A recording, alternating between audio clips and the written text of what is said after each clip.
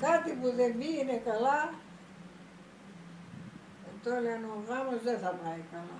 Τι έβλεπες μέσα? Έβλεπα εχθρός. Ή η μάνα ήταν ή ο πατέρας ή αυτή. Και πού ήξερες για γάμο? Από τα δαχτυλίδια? Στα δαχτυλίδια. Τότε ήξεραν και έλεγαν. Άλλο τι λέγατε στο φλιτζάνι? Άμα το λέγε άλλος δεν ήταν γούρι?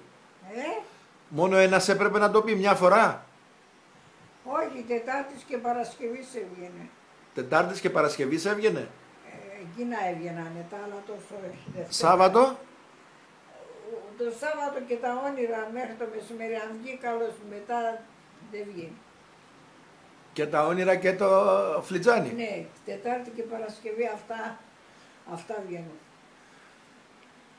Αυτά έτσι λέγανε τώρα, δεν ξέρω. Ναι.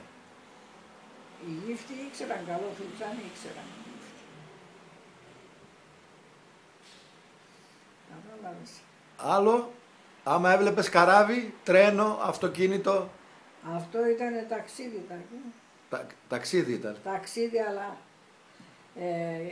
κοίταξε, άμα έβλεπες τον δρόμο στο ένα εμπόδιο, ναι, το δρόμο, άμα ήταν μια ισκιά μαύρη αυτό,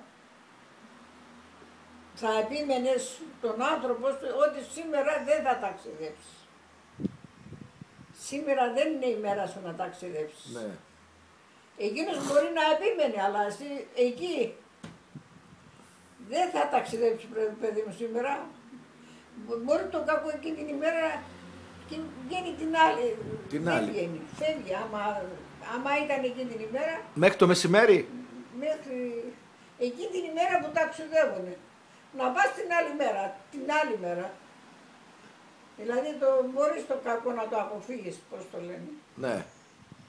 Άμα σε φανερωθεί εκείνο, να μην το κάνεις εκείνο το ταξίδι εκείνη την ημέρα. Ας έδωσες εισιτήρια. Δεν πειράζει. Τα λεφτά να φύγουν, ανθρώποι να μην φύγουν. Τα λεφτά έρχονται, ανθρώποι δεν έρχονται. Άντε καλά.